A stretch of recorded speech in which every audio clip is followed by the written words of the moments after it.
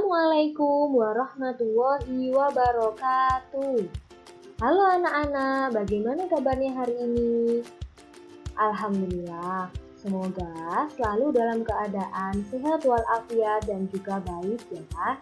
Hari ini bersama dengan Bu Nita, kita akan belajar materi tematik IPS dengan judul Makna Proklamasi, Upaya Mempertahankan Kemerdekaan dan mengembangkan kehidupan bangsa yang sejahtera. Sebelum memulainya, mari kita berdoa bersama-sama dalam hati agar diberikan kemudahan dan juga keberkahan oleh Allah Subhanahu wa Ta'ala. Berdoa dimulai. Selesai. Bismillahirrahmanirrahim. Hari ini kita mulai pembelajaran. Semoga dapat bermanfaat bagi kita semuanya. Mari saksikan video penjelasan berikut ini. Perhatikan gambar berikut ini. Nah, apakah kamu masih ingat dengan peristiwa proklamasi kemerdekaan? Proklamasi kemerdekaan bangsa Indonesia dibacakan oleh Insinyur Soekarno atas nama bangsa Indonesia pada tanggal 17 Agustus 1945 di Jalan Pagesangan Timur nomor 56 Jakarta, tepatnya pukul 10 waktu Indonesia Barat. Proklamasi kemerdekaan Indonesia ini diikuti oleh pengibaran bendera merah putih yang pertama kali dijahit oleh Ibu Fatmawati dengan lagu Indonesia Raya karya W.R. Supratman sebagai pengiringnya. Lalu apa saja makna dari proklamasi kemerdekaan? Yang pertama yaitu kemerdekaan merupakan karunia Tuhan yang harus kita syukuri dan juga kita jaga keberadaannya. Lalu yang kedua, berlakunya hukum Indonesia sesuai dengan cita-cita bangsa. Hukum yang ada di Indonesia antara lain Undang-Undang Dasar, kemudian Undang-Undang, dan ada juga peraturan dari Presiden. Yang ketiga, perasaan bebas dan merdeka secara fisik dan mental. Maksudnya yaitu perasaan yang merasa tidak ada tekanan dari penjajah serta bebas melakukan apapun asalkan sesuai dengan hukum yang berlaku. Nomor 4, adanya pemerintah yang mandiri atau berdaulat, jadi bebas untuk mengatur dan mengelola pemerintahannya sendiri. Nomor 5, puncak perjuangan bangsa Indonesia dalam melawan penjajah. Setelah mengetahui makna-makna dari proklamasi, lalu bagaimanakah sikap yang harus kita lakukan untuk mempertahankan kemerdekaan? Kira-kira apa saja sikap yang harus kita lakukan? Ya, dengan mengembangkan sikap kepahlawanan dan patriotisme para pahlawan dalam kehidupan sehari-hari. Sikap-sikap yang dimaksudkan antara lain yaitu yang pertama, sikap rela berkorban. Rela berkorban berarti rela menolong dan tidak mementingkan dirinya sendiri. Sikap yang kedua yaitu cinta tanah air. Cinta tanah air berarti mencintai negara Indonesia dan menjunjung tinggi budaya bangsanya. Sikap yang ketiga, membina persatuan dan kesatuan. Berarti mengutamakan kepentingan bersama tanpa membeda-bedakan suku maupun golongan. Sikap-sikap tadi dikembangkan dalam perilaku sehari-hari. Contohnya antara lain yaitu rela membantu teman-teman yang membutuhkan. Di dalam gambar diperlihatkan bahwa para siswa sedang mengumpulkan bantuan untuk disumbangkan. Contohnya ada buku, pakaian, boneka, dan juga barang-barang bermanfaat lainnya dan nantinya akan diberikan kepada sesama saudara yang membutuhkan. Contoh yang kedua yaitu memberikan sumbangan untuk panti asuhan. Terlihat pada gambar, satu keluarga yang terdiri dari ayah, ibu, dan juga kedua anak sedang menyumbangkan beberapa pakaian, mainan, buku, dan benda-benda bermanfaat lainnya kepada pengurus panti asuhan. Hal ini merupakan contoh penerapan sikap rela berkorban dalam sesama manusia di lingkungan masyarakat. Pada contoh yang ketiga, yaitu mempelajari kebudayaan daerah seperti tari. Dalam gambar diperlihatkan bahwa para siswa sedang berkumpul di depan panggung pentas seni untuk menikmati tontonan dan juga mempelajari tarian daerah tersebut.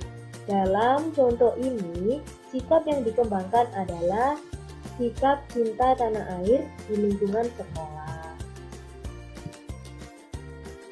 Contoh yang keempat yaitu bermain tanpa membedakan agama dan suku bangsa. Dalam gambar diperlihatkan bahwa anak-anak sedang bermain satu sama lain tanpa membedakan agama dan suku bangsa di antara mereka. Contoh ini merupakan pengembangan dari sikap membangun persatuan dan kesatuan di lingkungan masyarakat. Dengan diterapkan sikap ini, maka yang terbentuk adalah suasana rukun serta saling menjaga satu sama lain. Contoh perilaku yang kelima yaitu rela berkorban untuk membantu membersihkan lingkungan sekitar.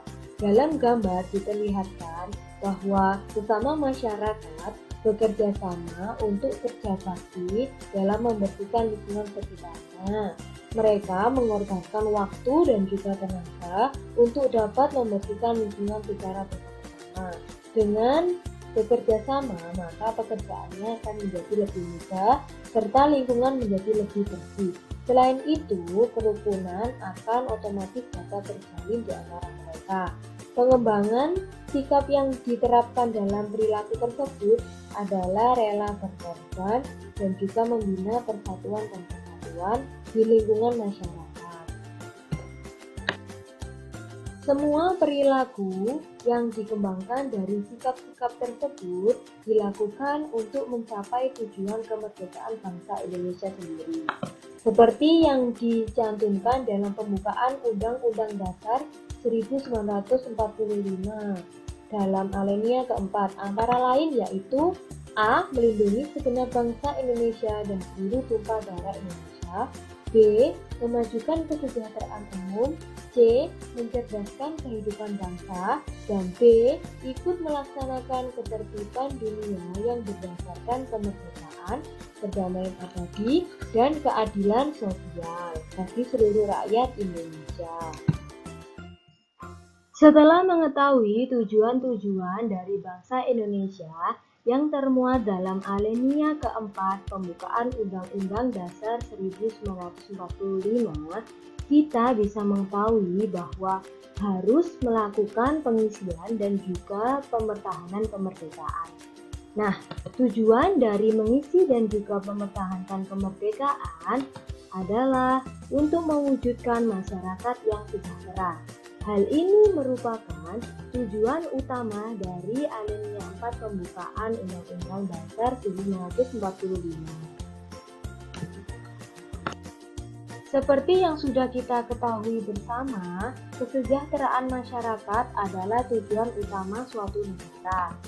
Faktor-faktor yang mempengaruhinya antara lain pendidikan, lapangan pekerjaan, ketertiban dan keamanan, serta pemerataan pembangunan atau infrastruktur. Lalu, bagaimana upaya-upaya untuk mewujudkan masyarakat yang sejahtera? Ya, dibutuhkan peran serta semua pihak, baik pemerintah maupun masyarakat itu sendiri. Masyarakat maupun pemerintah harus memberikan kontribusinya dan juga kerjasama untuk saling mendukung ketercapaian masyarakat yang sejahtera. Seperti belajar dengan giat, wirausaha untuk membuka lapangan pekerjaan yang luas, membayar pajak secara rutin untuk membantu pembangunan yang dilakukan oleh pemerintah. Nah, berikut contoh pembangunan di berbagai bidang yang dilakukan oleh pemerintah untuk mewujudkan masyarakat yang sejahtera. Bidang yang pertama yaitu bidang transportasi. Tujuannya untuk menunjang kegiatan masyarakat dan perbaikan infrastruktur. Ketika bidang ini membaik, maka masyarakat dapat lebih maksimal dalam beraktivitas dan juga melakukan kegiatan ekonomi. Contoh pembangunan dalam bidang ini antara lain perbaikan dan penambahan fasilitas transportasi. Contohnya jalanan dan juga jembatan. Jalanan dan jembatan dapat dilakukan perbaikan secara rutin untuk menghindari adanya kemacetan maupun kecelakaan. Lalu, pembangunan jalan di daerah yang sulit dijangkau. Contohnya pada jalan transportasi Papua, karena letak Papua yang jauh dari ibu kota. Lalu, pembangunan jalur Transjakarta, KRL atau kereta rel listrik, dan MRT atau Mass Rapid Transit untuk mengurangi adanya kemacetan. Dengan adanya transportasi umum diharapkan masyarakat tidak menggunakan angkutan pribadi atau kendaraan pribadi sehingga jalanan lebih longgar dan macet dapat terurai.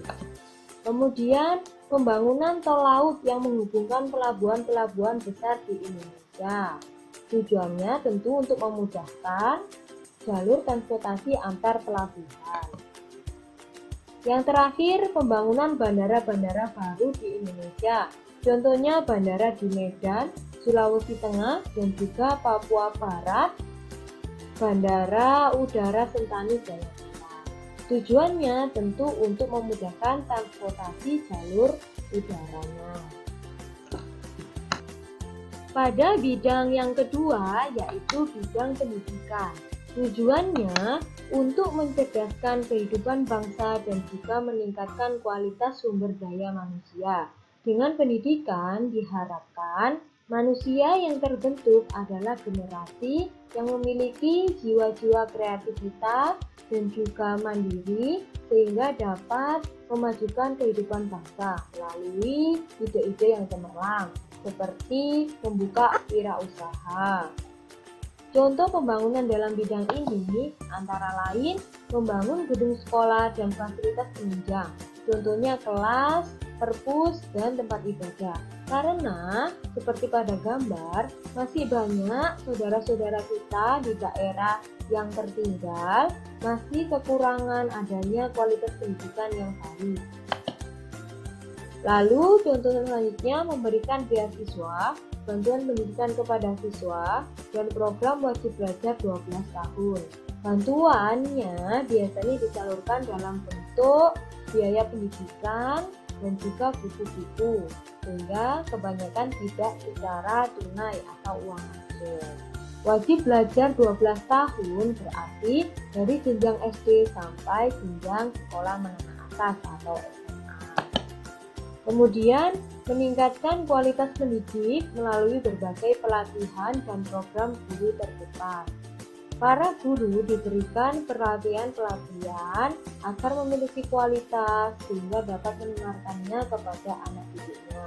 Selain itu juga ada program guru terdepan. Maksudnya adalah guru-guru dikirimkan ke daerah-daerah terdepan untuk dapat memberikan pendidikan yang layak kepada mereka yang tertinggal. Bidang yang ketiga adalah kesehatan. Tujuannya untuk meningkatkan kualitas kesehatan masyarakat Indonesia. Diharapkan masyarakat dapat memiliki tingkat penyakit yang rendah dan juga angka kematian yang kecil. Contoh pembangunan dalam bidang ini antara lain mendirikan pusat-pusat layanan kesehatan seperti puskesmas, posyandu, dan juga rumah sakit daerah ke berbagai wilayah Indonesia.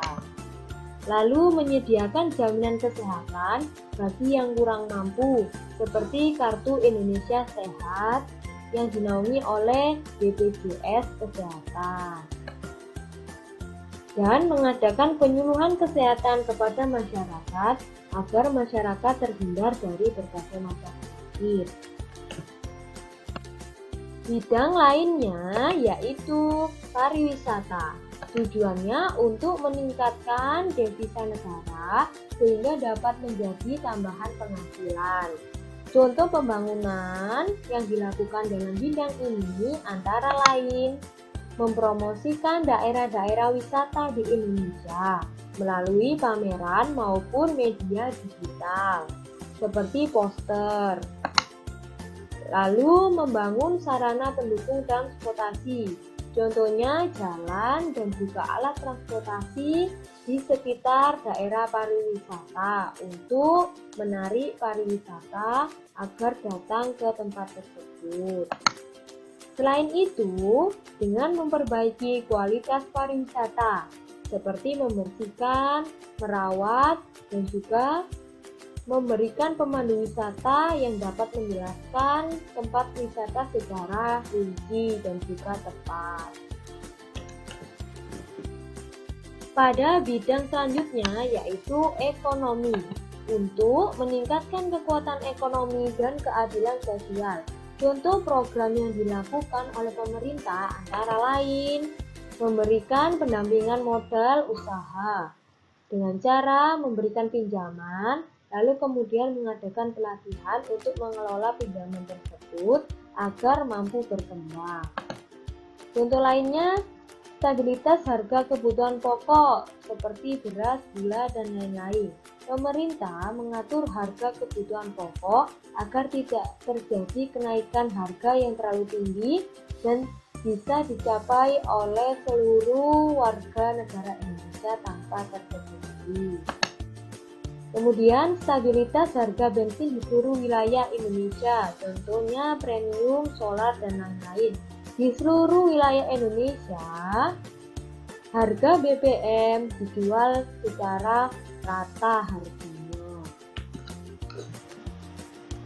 Upaya-upaya yang dijelaskan dalam berbagai bidang tersebut dilakukan untuk meningkatkan kecerdasan bangsa, kesejahteraan masyarakat, dan juga mencapai keadilan sosial tanpa terkecuali siapapun dan juga dimanapun berada.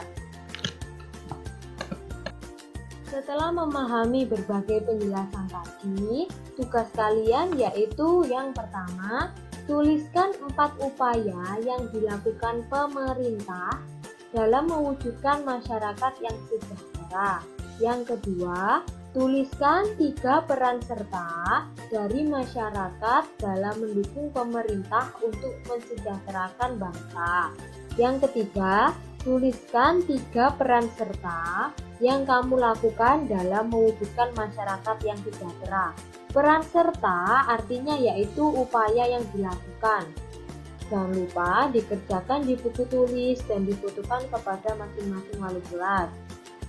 Segera bertanya apabila ada yang masih dibingungkan.